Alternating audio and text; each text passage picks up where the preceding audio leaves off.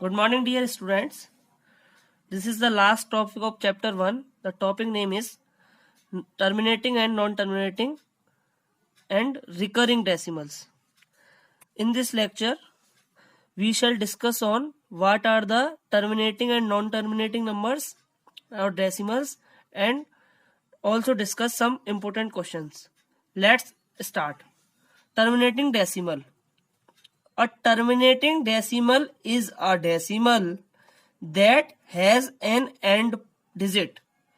It is a decimal which has a finite number of digits or terms.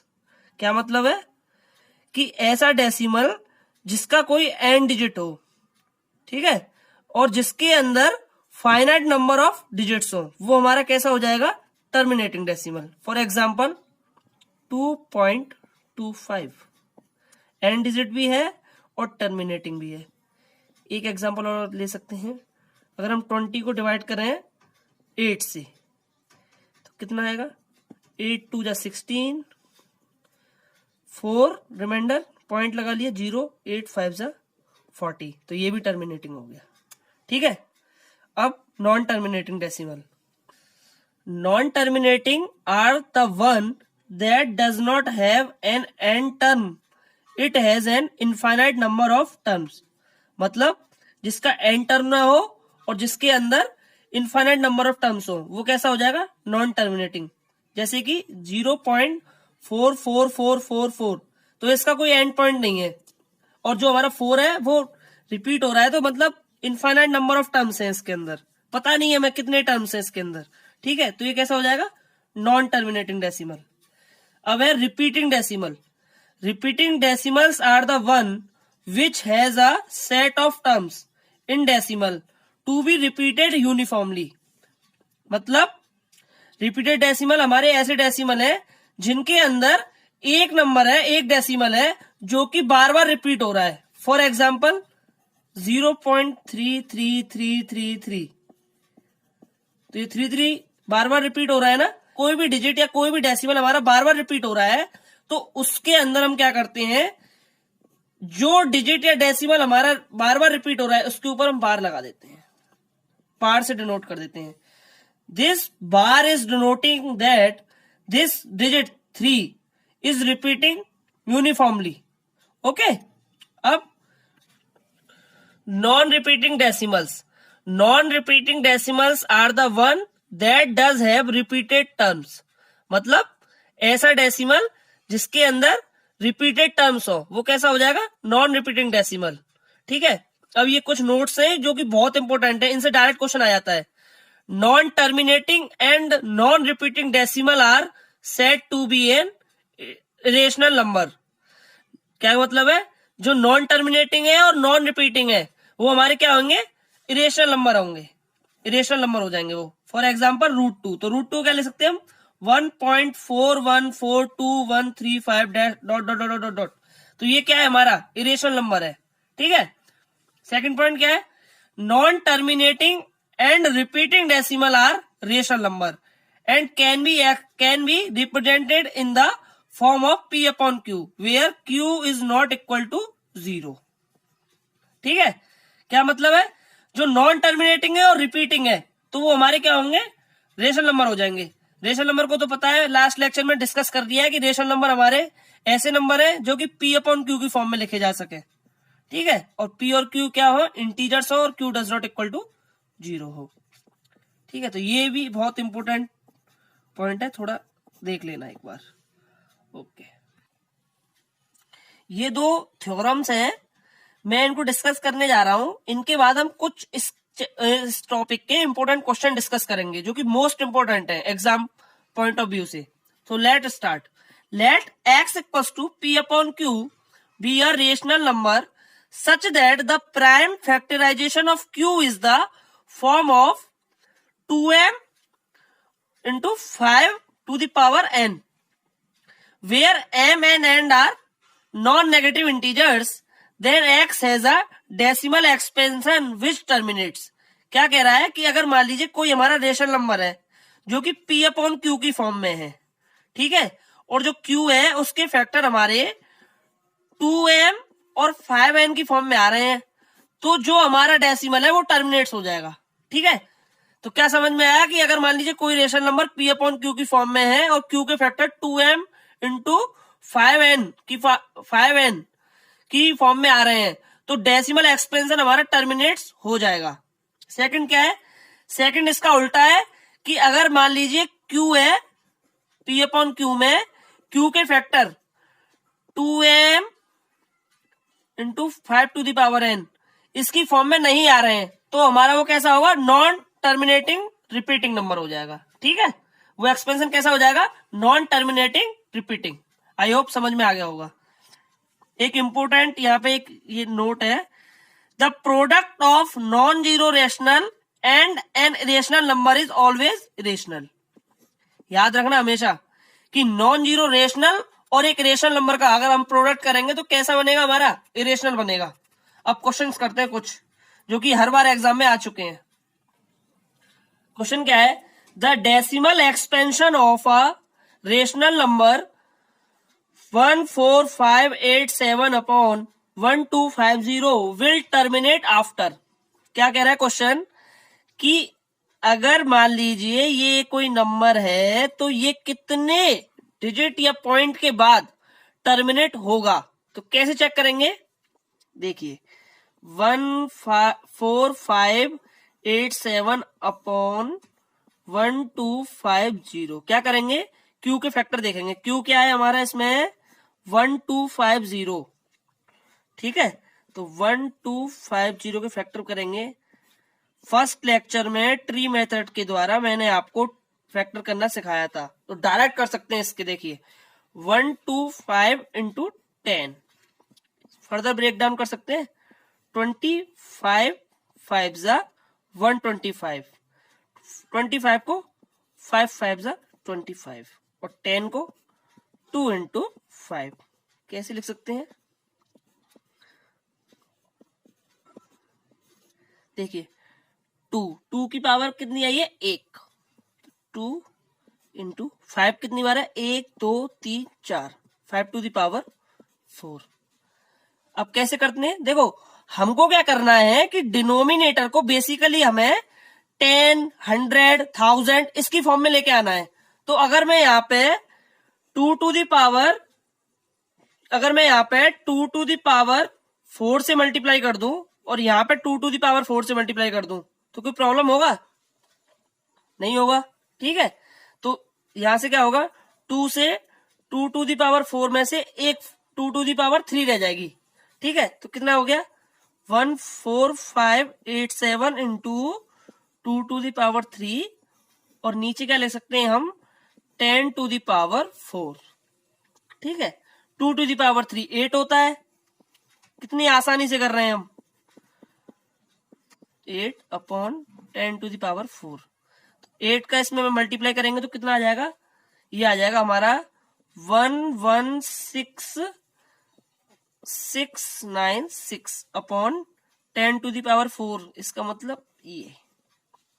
अब कितने के बाद point लग रहा है यहाँ पे, कितनी जीरो है नीचे, 1 2 3 4, तो यहां से गिन लेंगे 1 2 3 4, तो इस तरह पॉइंट आ जाएगा।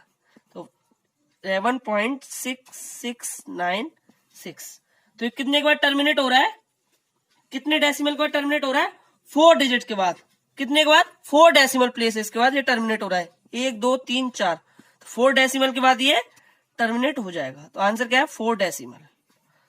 समझ में आया होगा। एक बार दोबारा समझा रहा हूं, नंबर p अपॉन क्यू की फॉर्म में लिखा हुआ है, q के फैक्टर कर लिए, 2m इंटू 5n की फॉर्म में ले लिए यहाँ पे, फिर हल्की सी कैलकुलेशन कर ली, नीचे कोशिश करते हैं हम कि 10 की पावर में आए, 10 की पावर में आता है तो आसानी से हम ऊपर डिवाइड करने में इजीली कर सकते हैं। ठीक है, तो 10 टू द पावर 4 हो गया, यहाँ पे सॉल्व करके यहां से पॉइंट लगा दिया तो 11.6696, तो इसका मतलब ये है कि 4 डेसिमल के बाद ये टर्मिनेट हो जाएगा नंबर। ठीक है, एक क्वेश्चन और लेते हैं सेम टाइप का।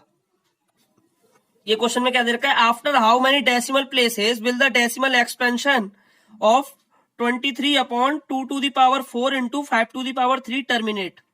वही सेम क्वेश्चन पूछा है कि डेसिमल कितने डेसिमल प्लेसेस के बाद ये जो एक्सपेंशन है वो टर्मिनेट हो जाएगा। कैसे करेंगे? 23/2 इंटू 5 टू दी पावर 3। तो यहाँ सेम करने के लिए एक 5 का यहाँ मल्टीप्लाई कर सकते हैं और एक 5 का यहाँ पे, तो यहाँ कितना हो जाएगा? 23 5 जा 150 और यहाँ पे 10 टू दी पावर 4, क्योंकि 3 यहाँ पे और 1 यहाँ पे, तो 2 इंटू 5 और 4 ऊपर आ गया, तो कितना हो गया? 115 अपॉन, कैसे पॉइंट लगा देंगे? यहाँ पे आ गया। तो कितने के बाद टर्मिनेट हो जाएगा? 4 डेसिमल प्लेसेस के बाद ये टर्मिनेट हो जाएगा। ठीक है, समझ में आ गया होगा आपको? तो क्या आ जाएगा इसका भी आंसर? 4 डेसिमल प्लेसेस के बाद। ठीक है, क्या करना है दोबारा समझ लीजिए। P अपॉन Q की फॉर्म में दे रखा है, क्या 2m इंटू 5n की फॉर्म में भी दे रखा है। तो यहाँ नीचे 10 का एक पावर सेम करने के लिए तो 5 से मल्टीप्लाई नीचे कर दिया, 5 से मल्टीप्लाई ऊपर कर दिया। ठीक है, सॉल्व कर लिया, डेसिमल लगा दिए। अब दिख रहा है डेसिमल के बाद कितने वो है हमारे डिजिट्स, 1 2 3 4, तो 4 डेसिमल्स के बाद ये हमारा टर्मिनेट हो जाएगा। समझ में आ गया होगा? चलिए देखिए इस क्वेश्चन में क्या दे रखा है, write the denominator of the rational number 257 upon 500 in the form of 2 to the power m into 5 to the power n, where m and n are non negative integers, hence write its decimal expansion without actual division. तो क्या करना है, एक तो जो हमारा denominator है उसको हमें 2m into 5 to the power n की फॉर्म में लिखना है। ठीक है, और फिर बताना है कि कितने डेसिमल बाद ये टर्मिनेट हो जाएगा। ठीक है, और उस या फिर डेसिमल एक्सपेंशन निकाल के दिखाना है हमें।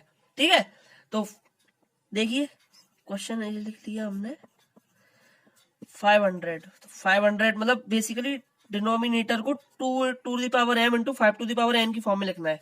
तो 500 को ब्रेक डाउन कर सकते हैं 100 इंटू 5, 100 को 20 इंटू 5, 20 को 10 इंटू 2, 10 को 2 into 5, factor 2 2 2 to the power 2, 5 5 5 5 to the power 3.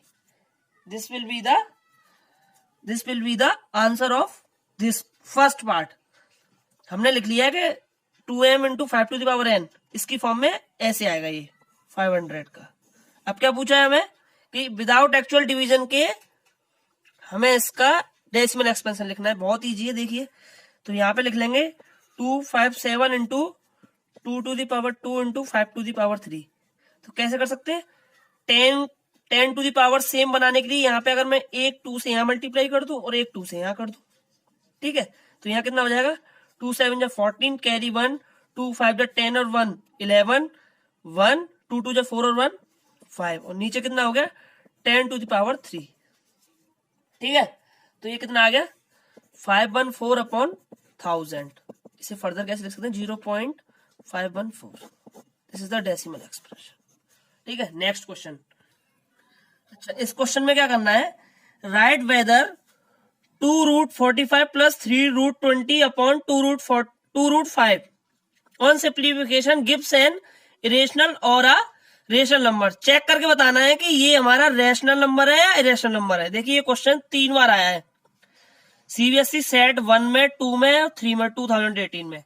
तो इंपोर्टेंट क्वेश्चन है। देखिए कैसे चेक करेंगे, बहुत इजी है। 2√45 प्लस 3√20 अपॉन 2√5। अच्छा, इस 45 को हम क्या लिख सकते हैं, 45 को हम लिख सकते हैं 3√5।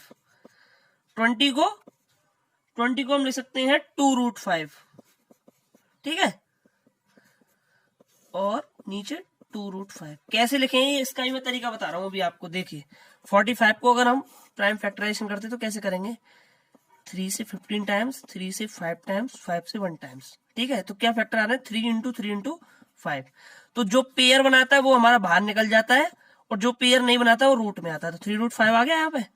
ठीक है, 20 के सेम 20 का देखो 10 5 5, 2 इंटू 2 इंटू 5।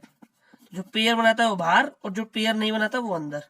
2√5 आ गया, नीचे दे रखा है। अब देखिए 6 3 2 जा 6√5 प्लस 6√5 अपॉन 2√5। ठीक है, अब ऐड कर सकते हैं क्योंकि सेम है ये। तो 6√5 plus 6√5 12√5 upon 2√5।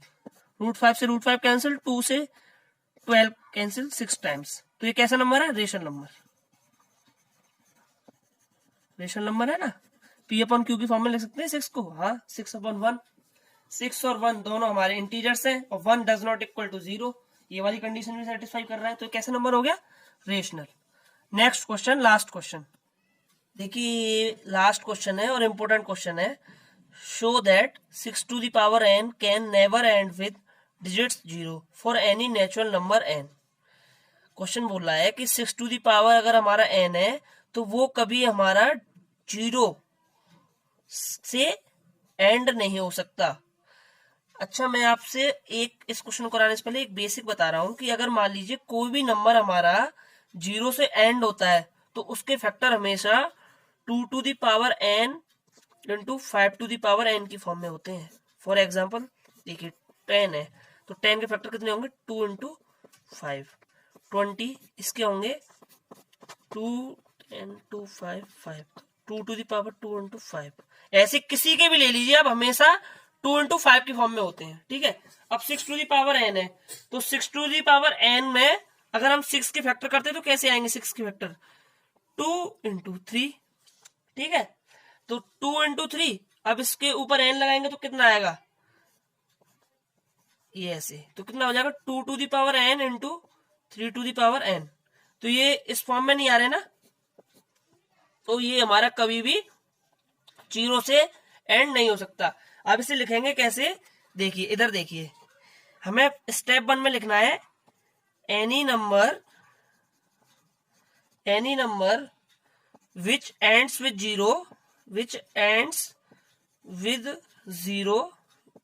0 must have at least 2 and 5 as its prime factors। ठीक है, since 6 इक्वल टू 2 इंटू 3 और 6n इक्वल टू क्या हो जाएगा? 2 इंटू 3n और 2। ठीक है, तो hence prime factor of 6 equal to prime factor of 6 are 2 and 3। ठीक है, तो फिर इसके बाद तीसरा स्टेप भी लिख देना, step 1, step 2, step 3। Since 6n does not contain